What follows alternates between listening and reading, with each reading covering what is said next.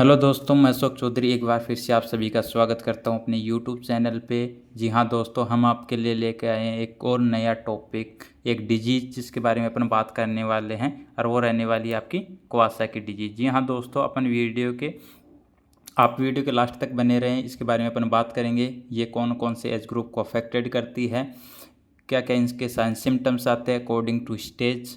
उसके बाद में अपन बात करेंगे इसका मैनेजमेंट के बारे में, इसकी ड्रग ऑफ चॉइस क्या होती है, क्या क्या इसके अंदर प्रिवेंशन अपन कर सकते हैं, वो सारी चीज़ें अपन डिटेल में बात करेंगे। अपना वीडियो जो रहने वाला है वो 10 से 15 मिनट का रहने वाला है, तो आप वीडियो के लास्ट तक बने रहिए। चलिए जानते हैं कवासाकी डिजीज़ क्या होती है। सर ये सबसे पहले मैं बता दूं कि कवासाकी जो डिजीज़ होती है most commonly multi system organs को ये अफेक्टेड करती है, और लास्ट में जाके आगे जाके ये क्या करती है दोस्तों की ब्लड वेसल जो होते हैं उनका इन्फ्लामेशन यहाँ पे कोज करना स्टार्ट कर देती है। तो सबसे पहले मैं आपको बताना चाहूँगा जो कवासाकी जो डिजीज होती है उसका अदर नेम होता है म्यूकोक्यूटेनियस लिम्फ नोड सिंड्रोम। क्या बोलते हैं दोस्तों?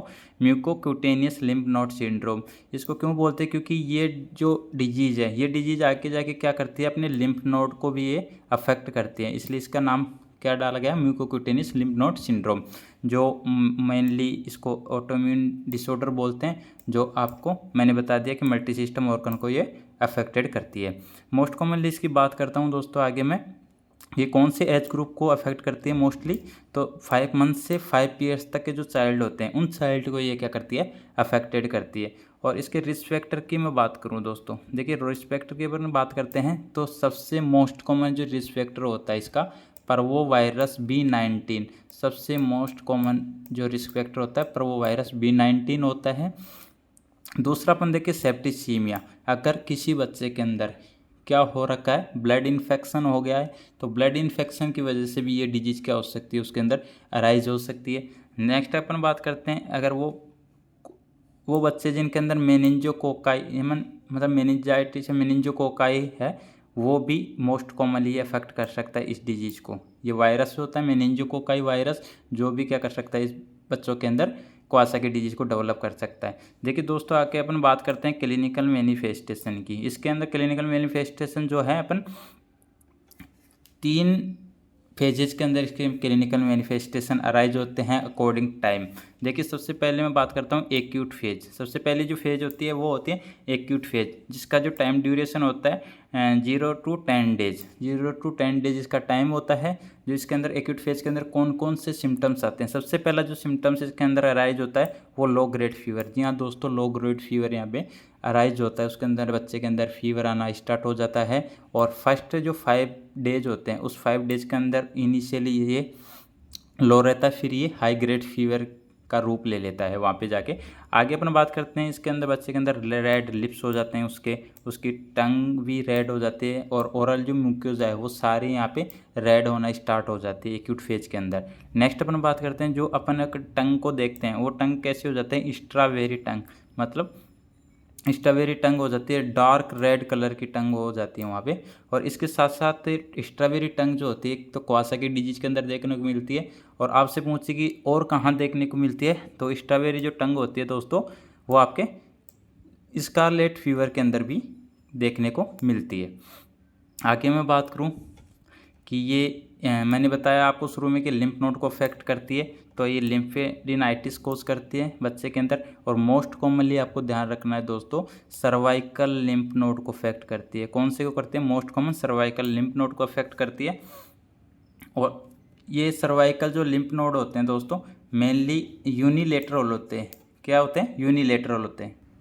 एक्यूट फेज का नेक्स्ट सिम्टम्स अपन बात करते हैं तो कंजक्टिवाइटिस वहाँ पे होता है।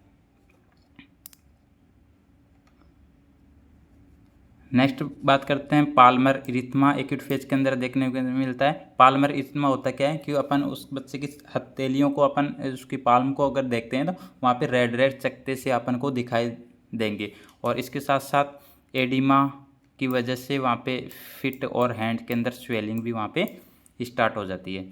नेक्स्ट फेज की अपन बात करते हैं सब एक्यूट फेज। पहली फेज क्या आती है इसकी, एक्यूट फेज, और दूसरी होती है सब एक्यूट फेज। सब एक्यूट फेज जो होती है 1.5 वीक से लेकर 6.5 वीक तक का इसका टाइम ड्यूरेशन रहता है। इस सब एक्यूट फेज के अंदर कौन कौन से सिम्टम्स आते हैं, एक तो स्टोमेटाइटिस मतलब इन्फ्लामेशन होने लग जाता है ओरल म्यूकोजा का।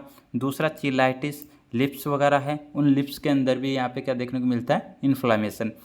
थर्ड वन अपन बात करते हैं अर्थराइटिस, जॉइंट जो होते हैं उस पेशेंट के जॉइंट के अंदर पेन होना स्टार्ट हो जाता है, इन्फ्लामेशन होना स्टार्ट हो जाता है। और कोरोनरी, आगे जो ये मोस्ट इंपॉर्टेंट रहने वाला coronary artery disease, coronary artery aneurysm वहाँ पे डेवलप हो जाता है।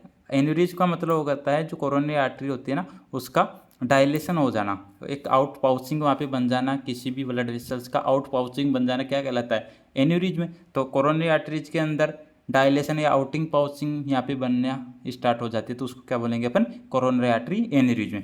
इसका अगर अपन बात करते हैं मोस्ट कॉमन कॉम्प्लिकेशन इस डिजीज़ का, आपसे पूछ लिया जाए कि कावासाकी जो डिजीज होती है उसका मोस्ट कॉमन कॉम्प्लिकेशन क्या होता है, तो coronary artery aneurysm most common complication coronary artery aneurysm होता है।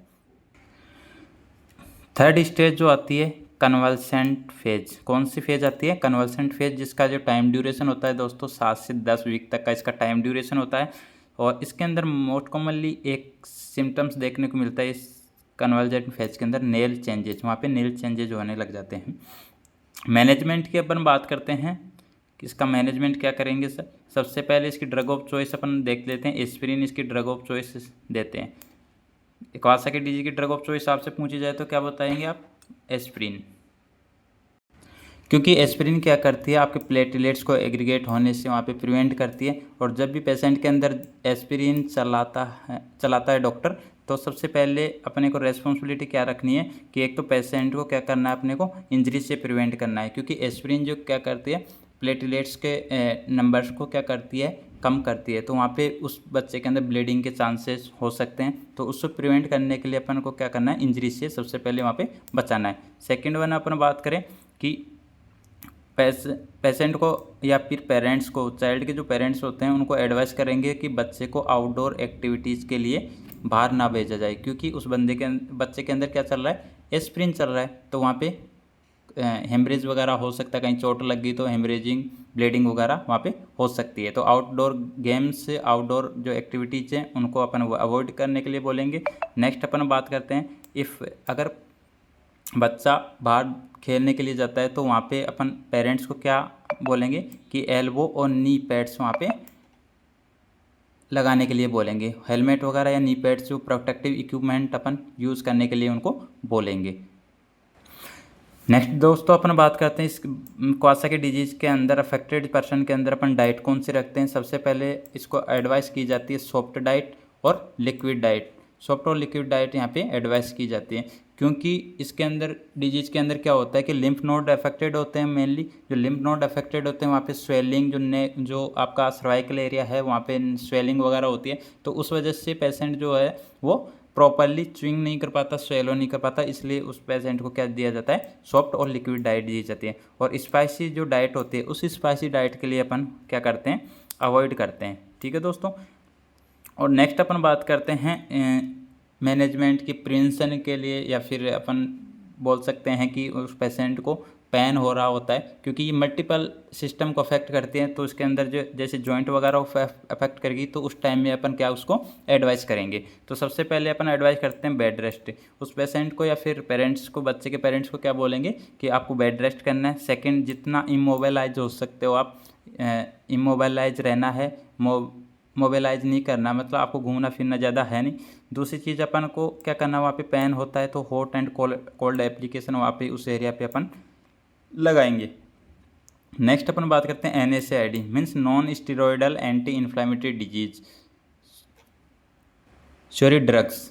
तो NSAID के अंदर वो ड्रग्स देते हैं अपन जो क्या करती है उस पेशेंट के अंदर पेन को भी कम करेंगी और इन्फ्लामेशन को, क्योंकि ये जो ड्रग्स होते हैं इस क्लासिफिकेशन में जितनी भी ड्रग्स आती हैं वो सारी की सारी क्या करती है, इन्फ्लामेशन को डिक्रीज करती हैं, उसके साथ साथ क्या करती हैं, पेन को डिक्रीज करती हैं। तो इस डिजीज के अंदर क्या हो रहा है, मोस्ट कॉमनली इन्फ्लामेशन भी होता है जॉइंट्स के अंदर और पेन भी होता है, इसलिए NSAID वगैरह अपन प्रेस्क्राइब करते हैं। थैंक यू दोस्तों। अगर हमारा वीडियो आपको अच्छा लगा हो शॉर्ट एंड स्वीट टाइम के अंदर मोर कंटेंट, तो आप हमारे यूट्यूब चैनल को लाइक करें, शेयर करें। Thank you.